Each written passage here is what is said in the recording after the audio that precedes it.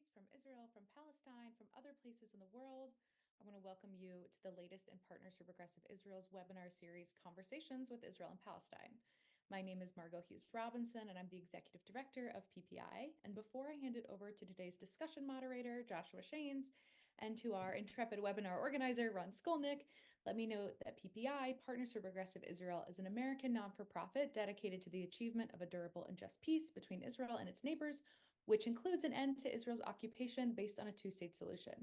Partners supports Israelis and Palestinians working to ensure social justice, civil rights, Jewish-Arab partnership, and equality for all of Israel's inhabitants. And the organization really wishes to deepen Americans' understanding of Israel and Palestine's complexities so that they can better advocate for a progressive future for all inhabitants of the region. We're really glad to be bringing this webinar to all of you for free. And if you enjoy it and you want more programming like this, please visit progressiveisrael.org, that's .org, and make a contribution. I also want to add a quick note about our upcoming programming. I'll drop it in the chat in a moment, but PPI's digital symposium, our spring 2024 sessions focused on the day after towards a shared future, is well underway. Sessions began on May 5th, and it takes place over 4 Sundays. Our remaining sessions are on June 2nd, that's this Sunday, and June 23rd, and I'll put a link in the chat. Let me go ahead and share that, and I will turn it over to Ron. Thank you, Margot. Apropos chat, just before I introduce Amira, Ibrahim, and Joshua, the chat's going to be open, and it's going to be precisely that, for chatting amongst you, the audience. If you do have a question, and we hope you do, we encourage you to submit lots of questions and get them in early, is to put them in the Q&A function. We're not going to be monitoring the chat for questions. So if you do have questions, Q&A, and if you want to have a discussion, which is really important too, that should take place in the chat function. So now, without no further ado, let me introduce our panel today. Amira Mohammed is a Palestinian peace activist and Israeli citizen from East Jerusalem. She's a leading voice in reshaping narratives through her role as co-host of the influential podcast Unapologetic, The Third Narrative. Amira champions tolerance and dialogue as catalysts for meaningful change in the region. She seeks to weave together divergent perspectives in order to bridge divides and promote understanding. And as a consultant, she extends her impact beyond the podcast in order to empower and advocate for inclusivity within peace-building efforts. Through her unwavering commitment to dialogue and cooperation, Amira inspires hope for a brighter, more equitable future in the Middle East and beyond. Ibrahim Abu Ahmed is an Arab Palestinian-Israeli activist, geopolitical speaker, and writer. He is the second co-host of the podcast Unapologetic. Ibrahim speaks to various groups, including students, journalists, elected figures, and policymakers, and his expertise includes such topics as the Arab minority in Israel, Israeli-Palestinian conflict, the war in Syria, instability in Lebanon, and Iranian intervention in the region. Ibrahim has a master's degree in national security from the international program at Haifa University and a bachelor's degree in international relations from James Madison University. Ibrahim was born and raised in Nazareth and today lives in Herzliya in central Israel. Our moderator today is Joshua Shanes. He is a professor of Jewish Studies and director of the Arnold Center for Israel Studies at the College of Charleston. He has published widely on modern Jewish politics, culture, and religion, as well as on anti-Semitism and contemporary politics in both academic and popular outlets, including Slate, The Washington Post, Haaretz, and The Forward. He is currently completing a book on Jewish Orthodoxy from its German origins through the 21st century. Let me now hand things over to our moderator today, Joshua Shanes. I'll be back at the end to wrap up proceedings. I hope you find it an enriching and inspiring webinar. Thanks. Thank you so much, Ron and Margot, and thank you to our guests, Amira and Ibrahim. It's so nice to meet you both, at least in this virtual setting. I'm going to moderate our conversation. I would like to let everyone at home who is watching know that the chat box is open. I will be keeping an eye on it. I'm sure our guests will be as well, so they don't have to worry about it. I will keep an eye on it and try to bring out questions as they come. I think our plan is to have you all speak for about 30 to 40 minutes-ish. about your podcast, how you came to it, your experiences on it, the guests you've had, and so on. And then we'll open it up to questions from the audience at that time. But people can start typing in their questions. Really, they don't have to wait. The sooner the better is totally fine as they come to you. So, Amira and Ibrahim, can you tell us, for those who don't know much about the podcast, how your background in peace activism led you to launching it, and how it all got started 6 months ago? Obviously, it's around October 7th, but you know, the exact narrative and what you hope to accomplish with it. Amira, please, since you're unmuted. Okay. Joshua, thank you so very much, and everyone who helped organize this. So thank you very much for having us. As for the podcast, well, Ibrahim and I have been working in the field of bridging the gap between Palestinians and Israelis and other minorities within the strip of land that we all call home for many years prior to October 7th. And we have believed in the power of dialogue and what it can do to people of this land, how to get them to understand and to get to a point where they get to a vision of a shared future. And I remember Ibrahim and I were talking about like flirting with the idea of having some sort of something online, digital, because of how activism is turning into the digital course. It's actually inseparable at this point. We have been doing things more not under the radar, but not very much on social media, both separately and joint. And we flirted with the idea of starting a podcast prior to October 7th and thinking of what language it should be, what was the target audience, is it going to be political, social, what are we going to talk about exactly? Is it going to focus on the peace building community? Is it going to be in Arabic, a mix of Arabic and Hebrew, or should it be in English?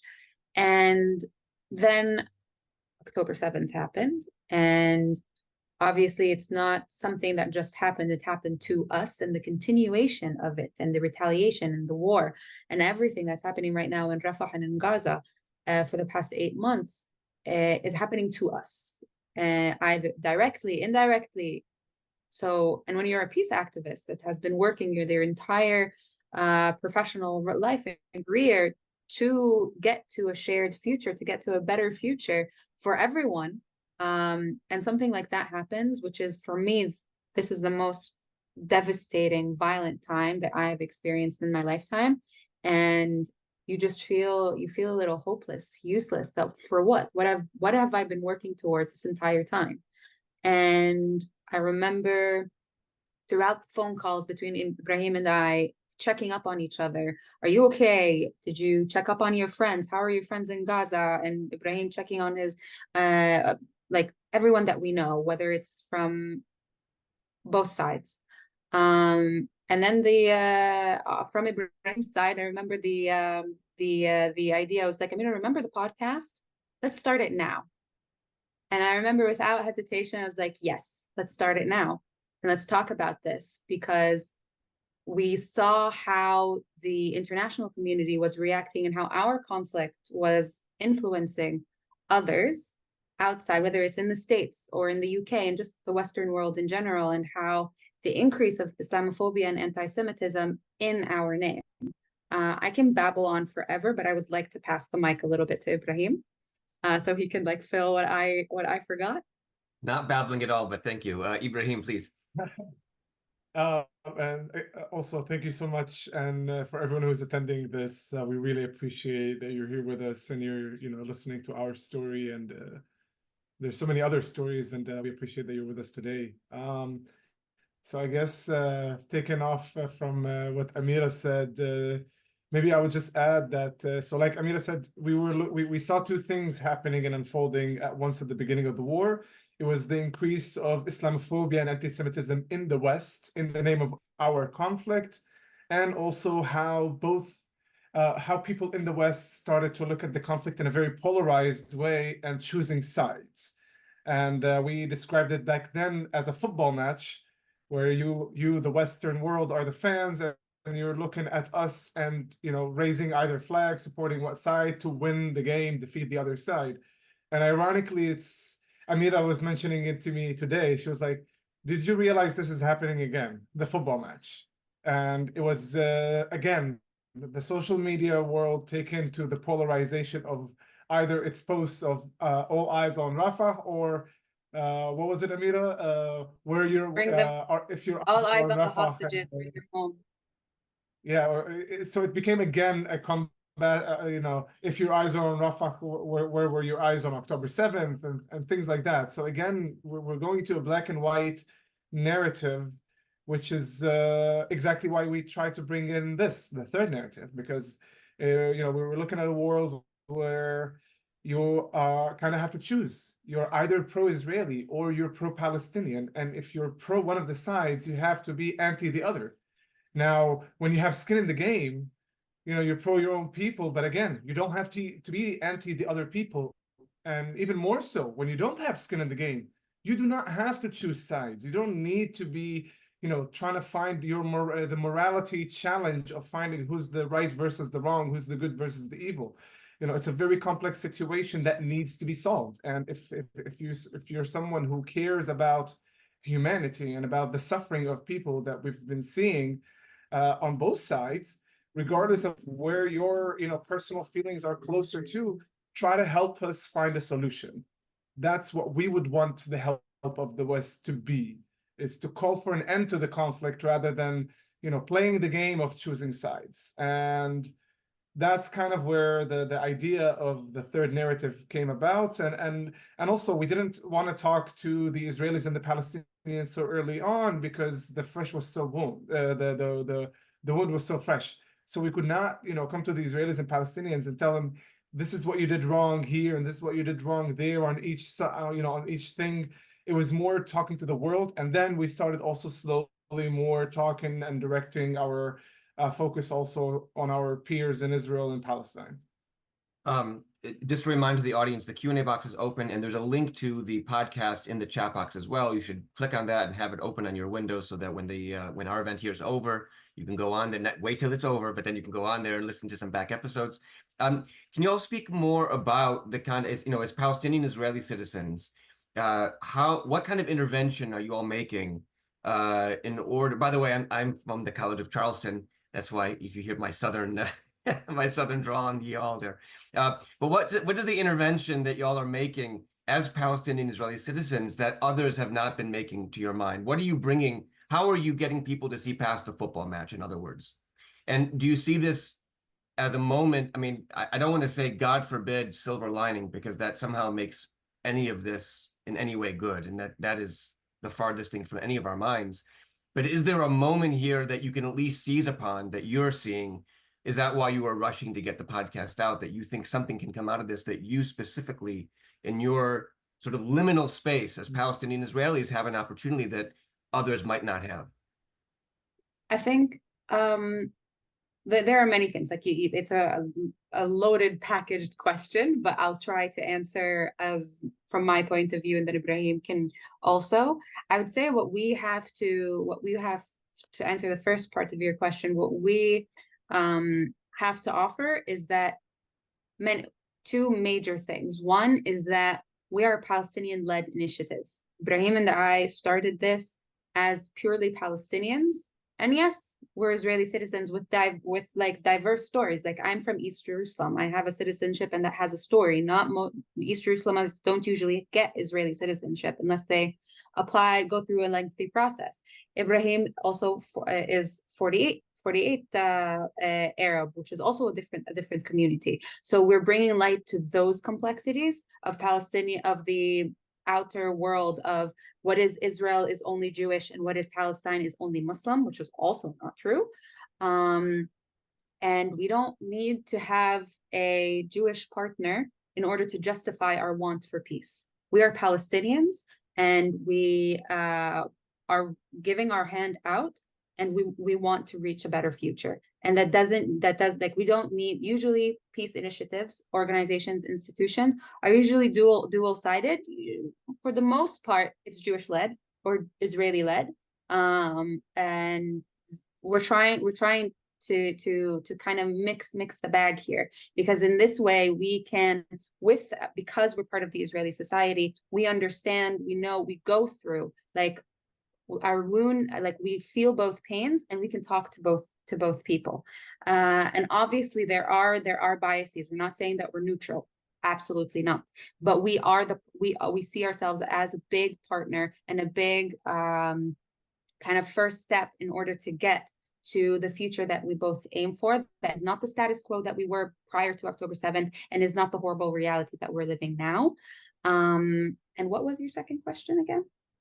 The second question was about this moment since October 7th. If you see many people are just despondent, right, on every side, and I'm wondering if you see this as a moment that can be seized in some way and turned around in some way that's uniquely available, or not, or maybe you're just trying to, mitigate the damage.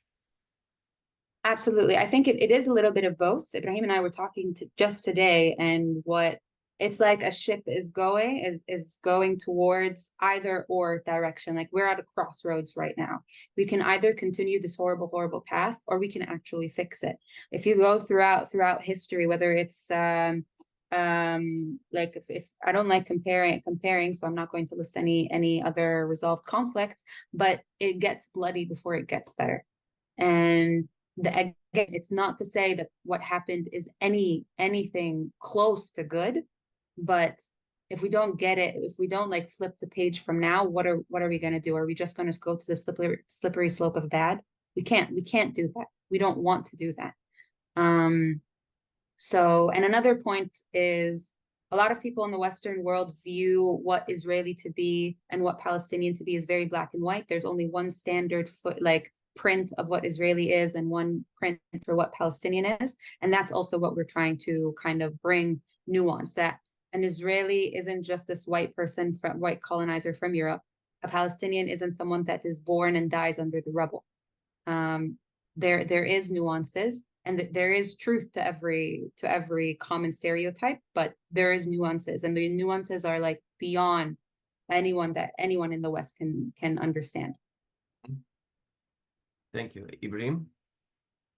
I would just add on the first part of your question regarding the identity aspect is that, yes, we realize that because our peoplehood, our Palestinian people it's a very divided peoplehood in West Bank, Gaza, Israeli citizens, Jerusalem refugees, and that kind of puts us in a very unique position because we're both Palestinian people, part of the Palestinian, and we're Israeli citizens and part of the society. We've been talking about it today, that we're not just de facto citizens. We live and we're part of the Israeli society as well.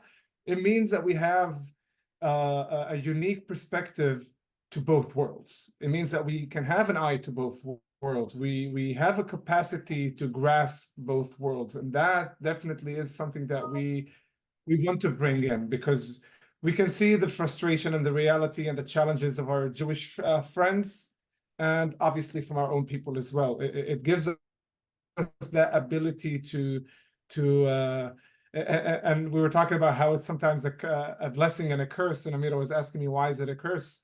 The curse is that you feel double the pain. That's the only curse about it. I mean, that other than that, it's a blessing that you're able to understand and have the capacity to understand both sides of the conflict, because you live both realities.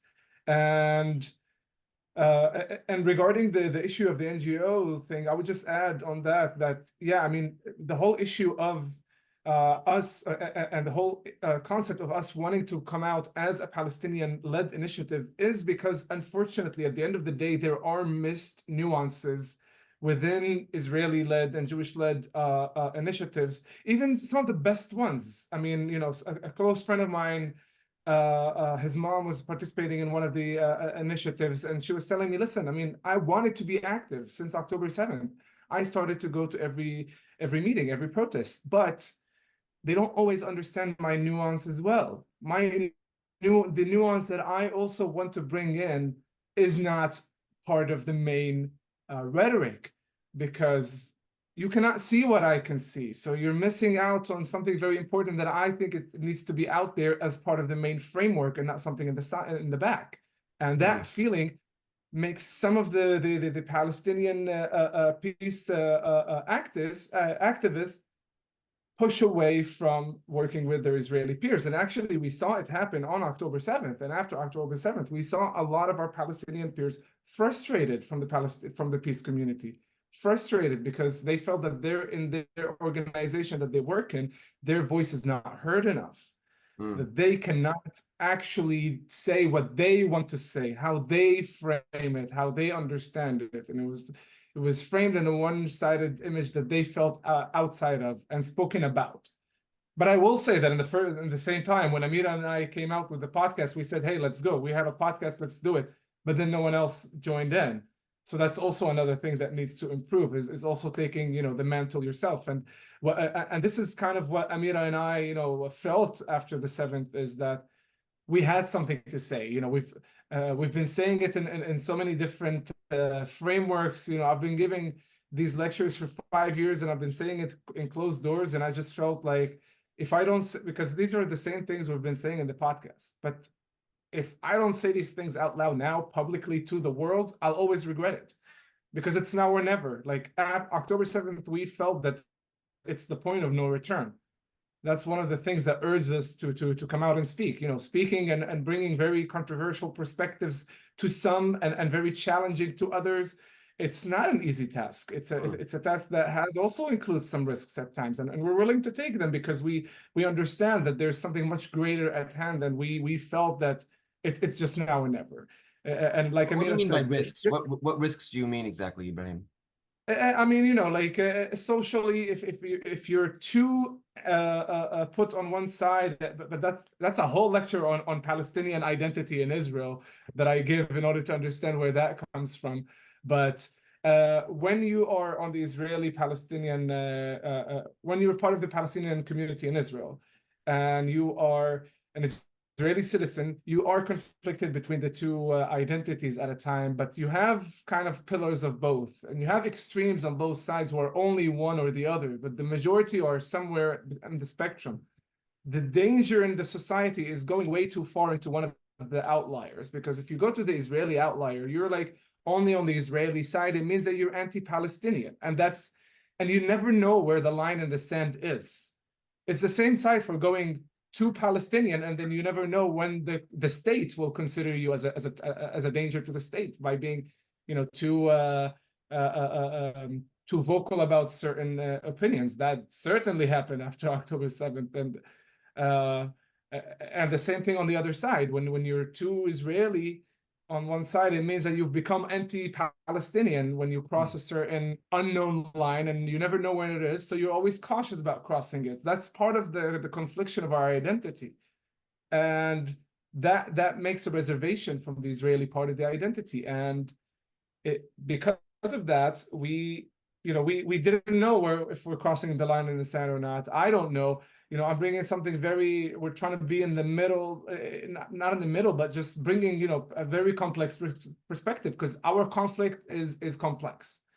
And everyone is trying to point it as a black and white thing, and we're not. We're trying, some of our episodes are like more than an hour long. It just heads up for some of the listeners in this in this webinar. Sometimes we go for a long time, but it's not just because we just want to continue on and on and on, because it's so complex that if you put some part without the other, you're missing a big important picture. And we struggle to edit some things out because we want to bring as much complexity in a world that has become so black and white. Could you give an example maybe of an episode that each of you, maybe if you want, or maybe just Amira for now, of an episode that you ran that was particularly meaningful to you, that you felt was particularly productive, and that really tapped something powerful that, for example, if anyone's listening, they think, I want to start listening to your podcast. Which episode that you're thinking of maybe that really you felt made a difference, and not that the others aren't wonderful too, I'm sure, but something that jumps out at you maybe that you want to talk about for a moment. So give people a taste of the kind of things they might expect when they listen. Ooh, good question. I try. Up until now, we have about 19 episodes out. Next week will be the 20th. So it's very difficult to choose one, but in keeping into consideration the demographic of people that might be here that are already interested in the peace building world, that want to understand what have we been doing wrong. Because also October 7th is a big learning point, is we weren't radical enough about a solution. We weren't radical enough about we need things to change. It felt like it was passive, like peace was a passive demand, not even a demand, it's a passive kind of polite request, with like demonstrations here and there. So I would say episode 4. Episode 4, we tap into those kinds of things of what have we been doing wrong in the peace building community. Obviously, episode 1, 2, and 3 are build up. You kind of get to know both Ibrahim and I more. But if you want to go straight into it, there's episode 4. There's also episode, like we have, it depends on like look at the I advised to whoever is interested to look at the titles and to understand what would interest them. Episode 4 is general. I think everyone would enjoy it. But we have had interviews with people from the Druze community. We have interviews with an Ethiopian Jewish woman representing Ethiopian Jewry. We have had an interview with a West Banker, with a Gazan, with someone with a hostage family member. So a lot of things across the map. I would start with maybe episode 3 for a little bit of our maybe like historical views, kind of about the two-state solution and what was wrong and why it hasn't progressed. And then comes the peace building community. So I would say that. Do you advocate towards 2 states, or do you not have a particular solution you advocate? So for me, if you ask me, ideally, I think there are like I would like to have some sort of solution where everyone can like roam the land freely. It's kind of an idealist idealist goal, but if we're dreaming, why not dream about what we want, where everyone can go across the green line, where there is no green line. But I do not think that is realistic without at the very least getting to a 2-state solution first. Thank you. Ibrahim. So Amira listed most episodes, so I will only say that my one particular episode that's close to my heart is the last one we posted, because and it was Nakba stories. It was important to us to bring in in the month of May, and to bring in Nakba stories, especially also after I also was in a tour on a weekend, just randomly, and we passed, we were walking next to one of the old villages that were destroyed after 48, and I talked about it and just gave a little bit of the history and the amount of attacks that we've gotten, including when I put a video of a destroyed Muslim cemetery in front of close to what now is a kibbutz. And it's just it's a moshav, sorry, not a kibbutz. And it was just heartbreaking. And then it was even more so that people need to know that these things happen, that we have our own part of our history of things that happened to us. And in order to reach real reconciliation, you can't ask me to forget my own history in order to move forward. That's not the way it happens. It's accepting that these things happen to both of us, and we learn from them and we move forward together. And in that episode, the second interview is with my grandma, so that's why it's very close to heart.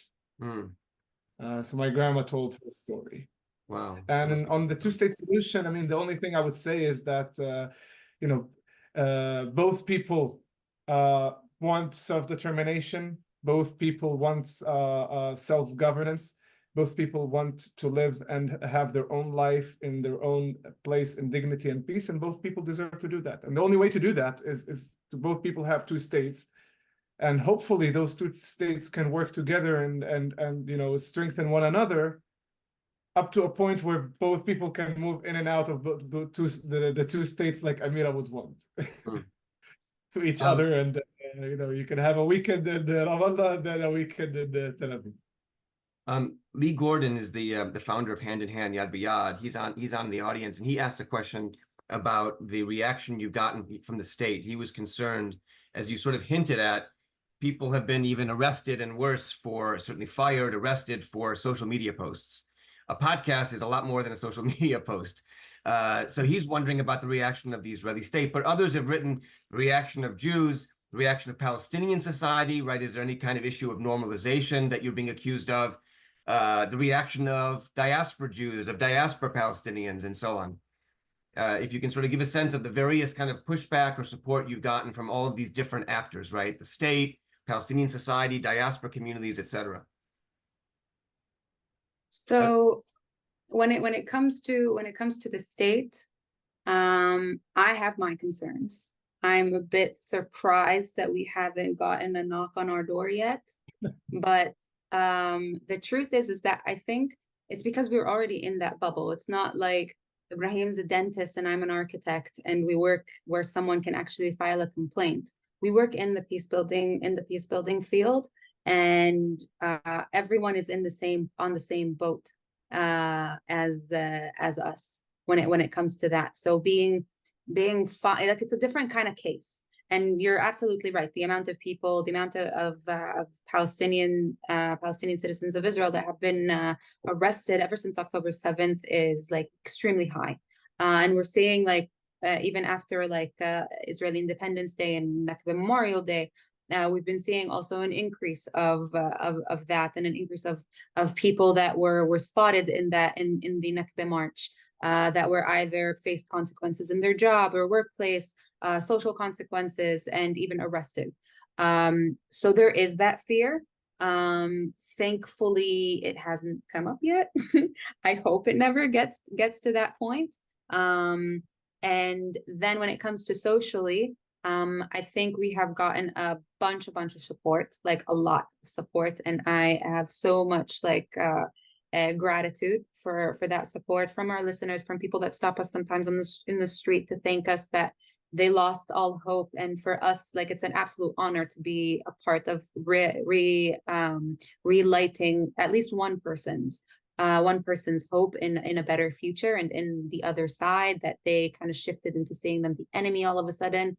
If they saw an ally in them, and now they see a beacon of hope a little bit in the podcast.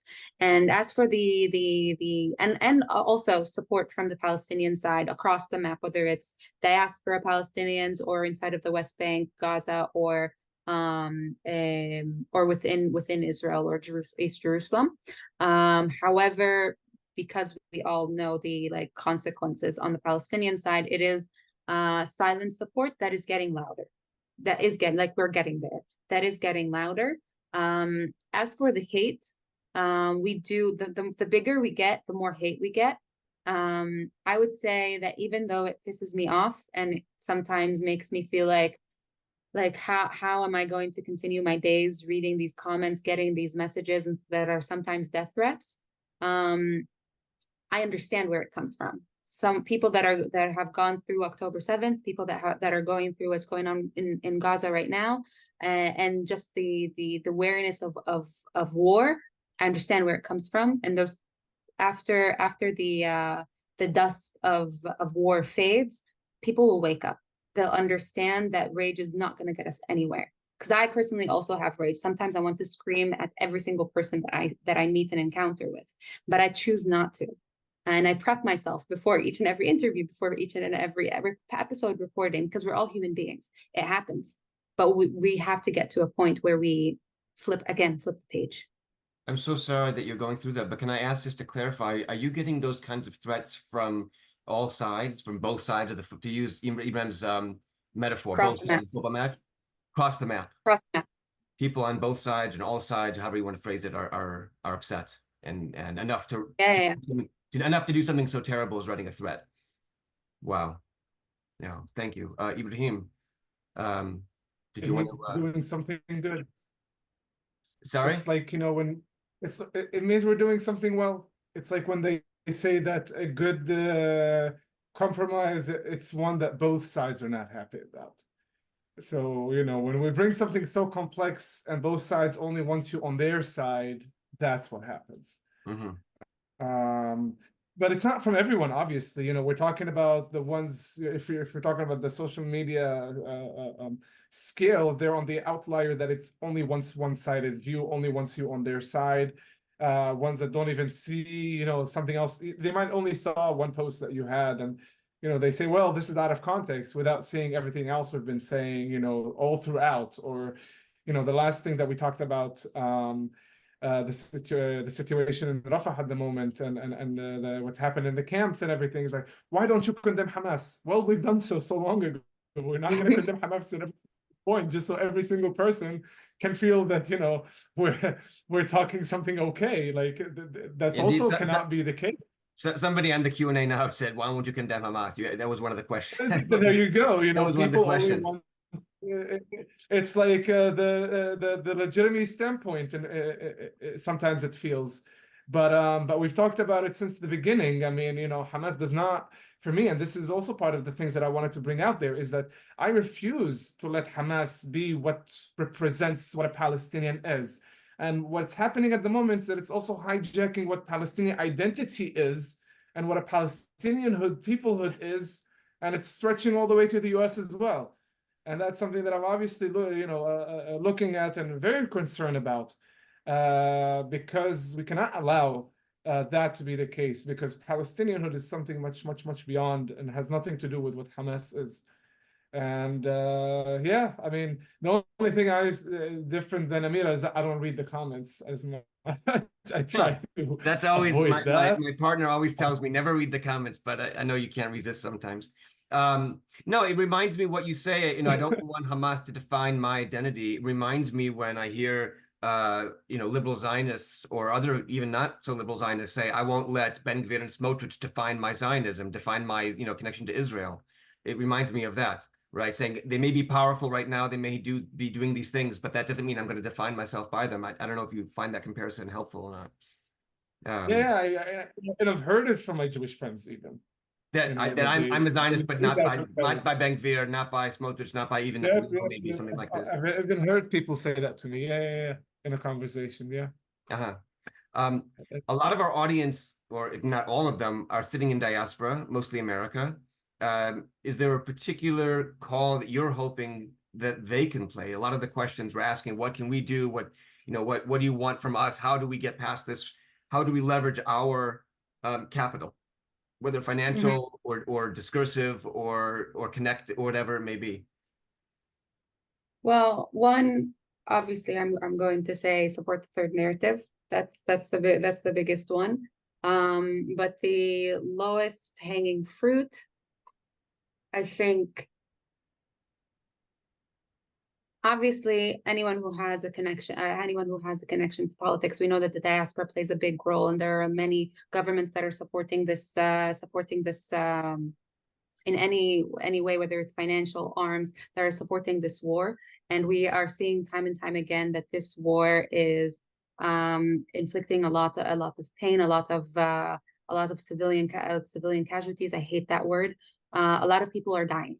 A lot of people are in an inhumane way. The images that are coming out of Rafah are indescribably, like, it's scarred in my mind. Like I close my eyes and I see it. The same as the images from October 7th. They don't go away. And this is happening to us. Again, this is happening to us. So anyone who has any political leverage that can kind of sway in one way or another to make either more humanitarian aid, pressure on Israel to allow more humanitarian aid to enter, or anything to call for a ceasefire and for us to get to a deal that gets to release all the hostages and to the end of the war, and to get to finally sit on the negotiation tables and talk about actual solutions that don't get us back to just October 6th, because that's also not a solution. We don't want that. We all, like we keep on saying in the podcast, we all deserve better than October 6th, 7th, and now. And if it's just on a social aspect, I would say, we are your allies. We even if we make a mistake, even if we say something that you don't agree with, you don't like, we are the people that are seeing the future, that are going to walk towards the future with you, and we're building it with you. So don't, if you don't like, don't like people that are building the new future, don't put them down, especially if you have a large platform, like with the cancel culture and the boycotting and all of that. Like, I think it does a lot of harm sometimes to people that are doing a lot of good. And don't tokenize the other side. If there is a, like, don't keep on telling, like, bringing a Palestinian just for them to condemn Hamas. And if you're on the Israeli side, you have a lot of power to criticize the Israeli government, and the Israeli government is doing a lot of bad stuff, a lot. So, and if you have the power of democracy, use it. I would say that's my advice. Thank you. Yeah, I'm going to sum up most things. The only two things I would recommend, if anyone asks about in terms of capital, I would give a shout out to two of our peers, because I also think it's important that people know that these things exist here on the ground, and that's the kind of future that we believe in. One of our closest friends, the Sharawi family, have an organization called Sunbox, and they've actually have which is a little box that there are two people from Gaza, three, because we met the last one summer, but they're the family. They created the Sunbox. It's a little tool that basically takes solar energy and makes electricity. And they used to create it for houses in Gaza in the past, and now they remodeled it and created a smaller version that would be suited for the tents, for the refugees. And they connected with another friend of ours, who is an Israeli one, whose name is Roi, who is working in Tom, Tikkun Olam. And they are the ones who do artificial ligaments from people with disabilities. And he actually already in the past brought the technology to Palestinian engineers in Ramallah. Instead of saying, I'm bringing the technology to Ramallah and building another,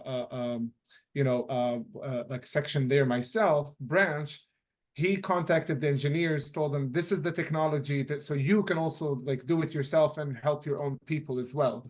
And now he's getting the approval for that technology and for the Sunbox to get into Gaza. And so these are for me, the future of both people, is people like that. And these are initiatives that are happening right now on the ground that are trying to get in and help as many people as possible. So I would recommend definitely helping them as well. It's funny you say that. A lot of the questions, not a lot, several of the questions were asking about, that we are inundated with names of various peace-seeking organizations. Are there any in particular that you want to highlight, that you work closely with, that you would say to, if we want to get involved sitting from the United States, at least one person from the UK, or if people are on the call sitting in Israel, Palestine, that they want to connect with?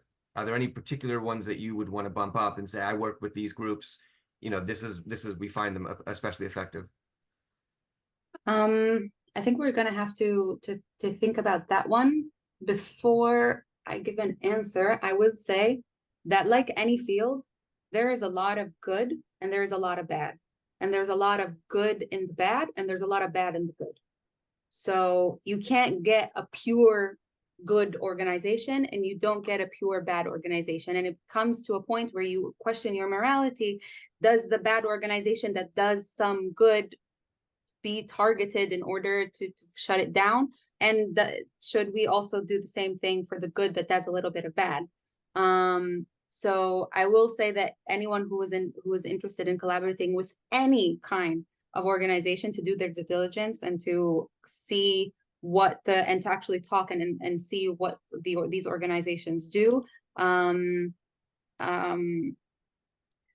don't know. This is a big responsibility to shout out someone, but I think a safe call is, and we joined their protest of Standing Together.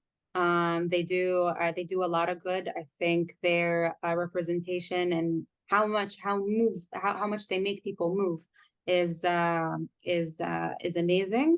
Ibrahim also shouted out two organizations of Tom, Tikkun Olam Makers, and Sunbox by the Gazans al-Mashrawi. Anyone else, Ibrahim?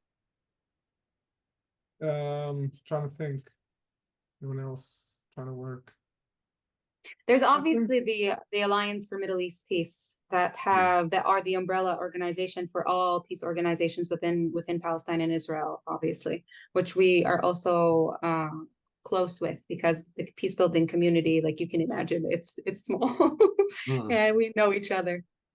I'm sure it's very intimate, which leads me to my next question about you're on the ground in Israel, Palestine. I know you're not, social scientists doing research, doing data collection, but you're pretty connected and you're on the ground there. What's your feeling of the direction of Israeli Jewish public opinion, Israeli Palestinian or Palestinian Israeli public opinion, or for that matter, Palestinian opinion outside the Israeli citizens in the West Bank or beyond? What can we expect? Just to frame it, just this week, Yair Golan won the leadership of the Labor Party, which may be the Labor Merits Party or something like this. That has, there are people who have a lot of opinions about that. But one I've heard that makes me think of you two and what you might think is that he speaks a lot more of divorce than he does of coexistence. This is something I've heard. Right. And that's an attractive idea to people. A lot of people prefer the idea of divorce to coexistence. I have the sense that the two of you are pushing more coexistence than divorce, but maybe I'm misreading you. What's your feeling on the ground of what's possible right now regarding that issue in terms of the political moment, both among Jews and Palestinians? So on the divorce instead of marriage, coexistence. Yeah, obviously, coexistence. I will say that obviously we want to have, shared living and coexistence. I mean, that's our life and that's how we live. But if you're looking at the scope of what the situation is, perhaps it will be better to separate in order to improve separately and then come together. Perhaps, it's an interesting thing. That could be the case. I'm not sure if that's, the right thing or not, but that's also one of the possibilities that need to be looked at, is whether or not separating is it's not because right now both sides don't love each other, and they're not going to love each other into, in a swish of a wand. That's not going to happen. What can happen is that both societies can work on themselves. The Palestinian society certainly needs its own time to strengthen and to establish a much more a stable identity, because it's very fragmented. That identity that was established, and then you immediately went to an existential war. So maybe both sides do need a little bit of time on their own, and then to connect and look at how collaboration and working together and starting businesses in both states can help both states, and commerce from both states, and going over this land, we will need to fly over, and then so both sides need to realize that they need each other in order to improve even more, and then come to each other again, and then try to start a fresh, start a new leaf. That could be the case. I mean, obviously, that's not how we're living our life. We live a very integrated, mixed life of with everyone. But maybe that's something that could be beneficial in the long term. I don't know.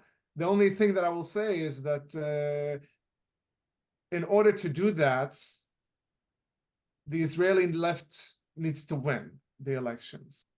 In order to do that, the Israeli left needs to change. And the Israeli left needs to realize that outcasting the Arab community doesn't work. And, funnily enough, the only poster that I remember in both Nazareth and in Shfamar, two of the major Arab cities in the past few years, and we had 5-6 election rounds in those years. We were quite experienced. The only Jewish-led party that had a massive poster at the entrance of a town was Bibi. It was Netanyahu. It was not Meretz. It was not Avodah. It was not any of those parties who puts one token Arab and they say we're all equal. That doesn't work. That will not work. And if someone is thinking that if we have elections now, things will improve completely to the better. I'm not so sure.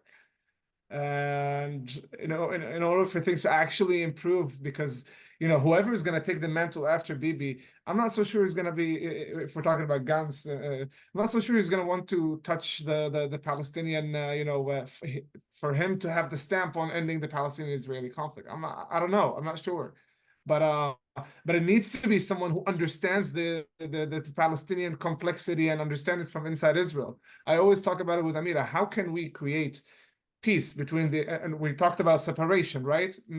How can we make integration between both sides if inside Israel, the Arab community and the Jewish community still live at distrust? We can say whatever we want about it, but at the end of the day, when October 7th hit, you can feel that the trust between the two sides is very, very fragile, that everything can flip in 1 second. It happened in May 2021 as well. So first, we need to strengthen the relations between the both sides inside the state, and then we'll talk about Ramallah and Bethlehem, and we'll talk about Gaza. But how can we talk about these places when we have people living next to each other, with each other, and we're not doing the reconciliation in Israel? Palestinian identity in Israel is not recognized. If we're not making these steps, Arabic is it's not official language anymore. Arabic is not. It's not a mandatory language in Jewish schools, while Hebrew is. So all of these things need to change in order for the state to change, in order for our relationship to change. We're good neighbors at best, not good friends.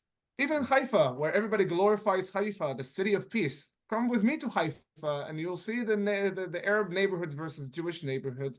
You'll see the Arab bars versus Jewish bars. Go to Haifa University. It's the most segregated place in Israel, when I walk in. It's like only Arab groups versus Jewish groups, separate. So we're good neighbors. We can live next to each other, but we need to do a lot more to live with each other. And that's something that we're pushing, and I'm personally pushing myself. And I hope that answers everything. Sorry, I went off. But, no, that was brilliant. Thank you so much. Amira, do you want to jump in on that as well? I think he summed it up pretty well. I will say that I will quote Mao Zedong, which is an activist. I think if anyone's interested, we talked about the organization. Mao Zedong is someone who lost both his parents to the October 7th massacre, and he is advocating for a peace process, like radically advocating for a peace process. This person does not sit. Like you can't get him on the phone. You can't. And what he told me is that, like, he sat in front of me and he told me, we need to achieve peace. I don't care about public opinion. Public opinion will change. We achieve peace, people will accept peace. We achieve war, people will accept war. So I don't care about public opinion.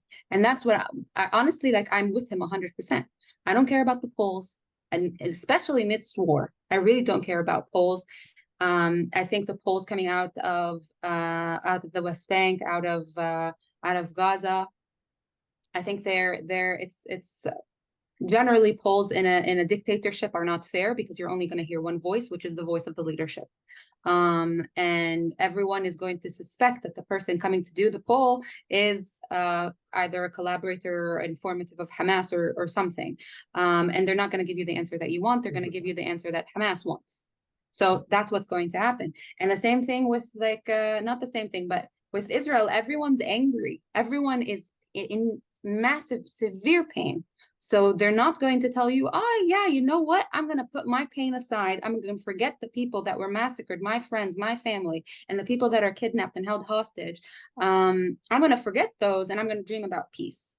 So that's not going to happen. But when we achieve peace, when we return the hostages and have a ceasefire and decide once and for all that we don't want to live like this, people will accept it, because they know that it's the better, not just for them, because maybe it's too late for us. Maybe we're scarred and traumatized, but the second generation, we got to do it for them. Like, I remember I keep in mind my sister is now 12 years old, and she doesn't deserve to live in a chaotic place like this. She deserves to go to school, to graduate, to think about what she wants to study in university, and to continue her life. not to think about, even as me, like why are Ibrahim and I not doing something else? Why are we wasting our youth on building bridges between two people? That is a kind of seen as like an impossible task.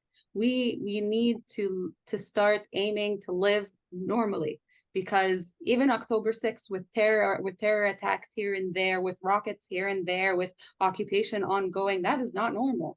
That's really not normal. And we go through it. I went through it as if it's normal. Like a stabbing happens, the police comes and the terrorist is neutralized, and then they're taken away, and you take the next bus to where you want to go. That's how insane our reality is. Mhm. So would you say that the podcast, and I know we're nearing the end of the hour, so I'm cognizant of the time, and I want to encourage anyone who's listening to ask your last question or two in the last few minutes that we have.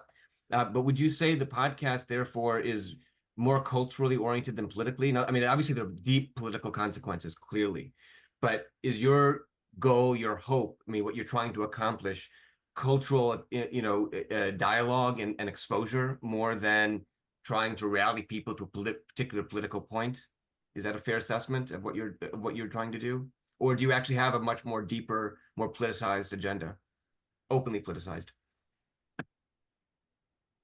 I think in Palestine and in Israel, you don't get one. You get both.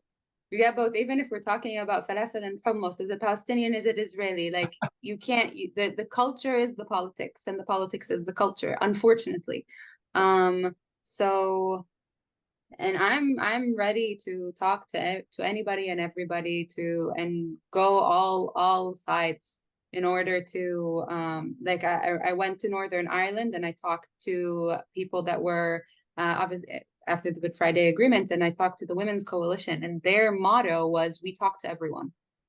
Politicians, civil society, they talked to everyone, and they were a big factor of the Good Friday Agreement.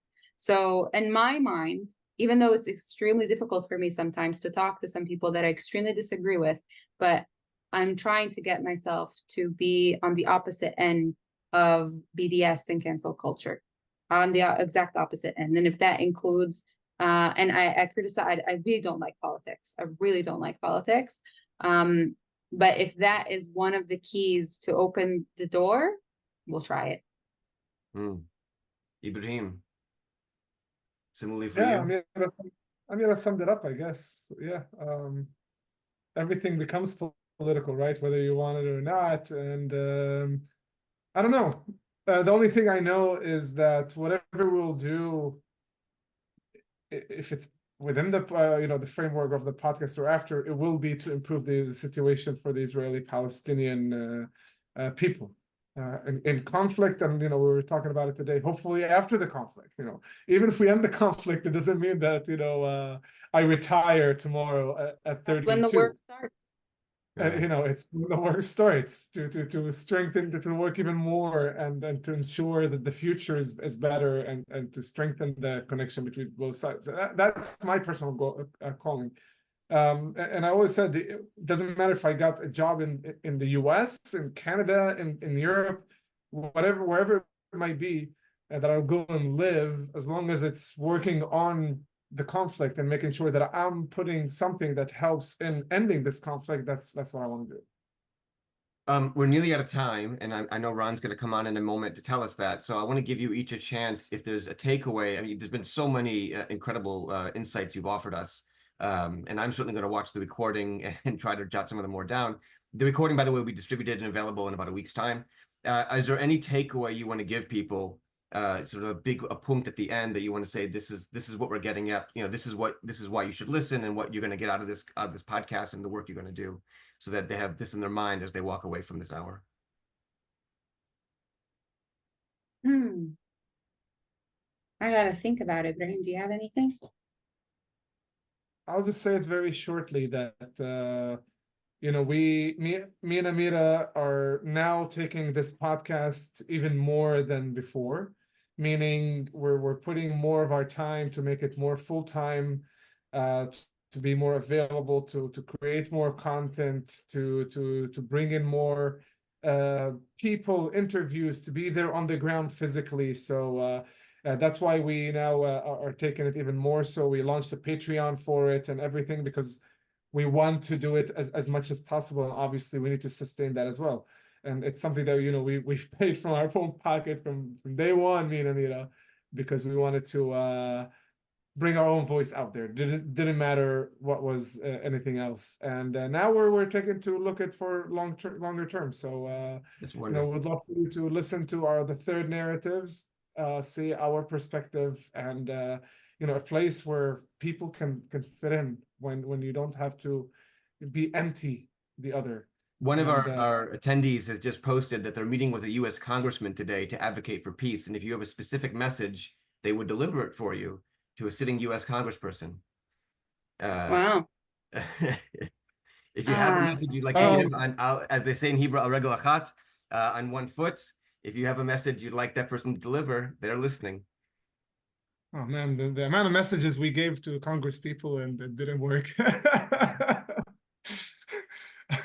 Maybe just give them the link to the podcast that they should be listening to it and to other resources. That would be the best thing to do. That would be the best thing. That would be the best thing to do. I will say that the language should change to not whether or not we need to talk about the situation right now, and like everything is so micro. Oh, Rafah, the north, only Gaza, the occupation of the West Bank. We need to talk once and for all about the macro. We need to talk about the narrative in the US about it, and the government about it needs to be about ending the whole conflict. That's the language we need to hear from there. I think that's the only, if there's one message, it's that. Thank you so much. Thank you. I'm sorry, Amira, did you want to? Yeah, Amira, go ahead. I apologize. I cut you off. No, it's okay. It's all good. Ibrahim read my mind on a lot of things. I would say I would add to that about the element of hope and despair. If you're talking specifically to a congressperson, I'll quote every single activist out there right now who is saying, "We have no hope. Help us create it." Like we are adamant.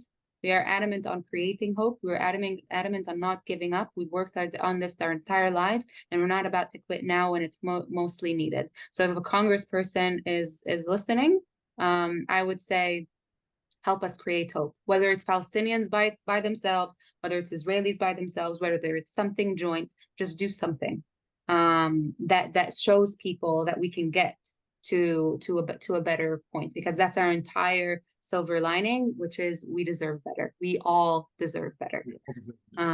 That would be it. Thank you so much. Thank you. Ron. Thank you, Amira, Ibrahim, and Josh for great last hour. Folks, before you sign off, Margot has put links to Unapologetic on Apple Podcasts and Spotify, so be sure to click on those before we go. Since October 7th, the messaging, which had always been kind of simplistic, has gotten even more than that. So I just really appreciate all the work you're doing, the time you take to deliver complex, demanding, time-consuming messages. I realize the difficulty, but it's really, really appreciated and really necessary. And I think that's why I think that vacuum is what you're filling right now, and why your podcast will continue to grow. So thanks so much for that. I did want to just mention a program reminder. This Sunday, Partners for Progressive Israel is holding the next sessions of the Israel-Palestine Symposium.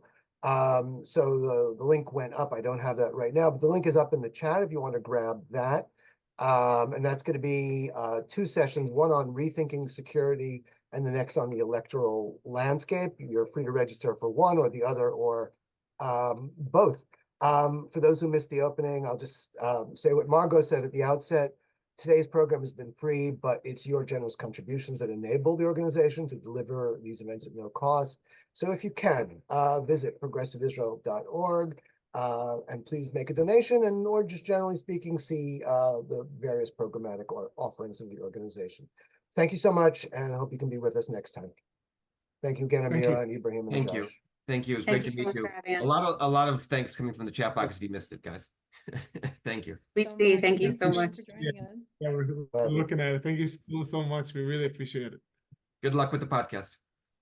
Thank you. Appreciate it. Thank Take you. care, all. Bye-bye.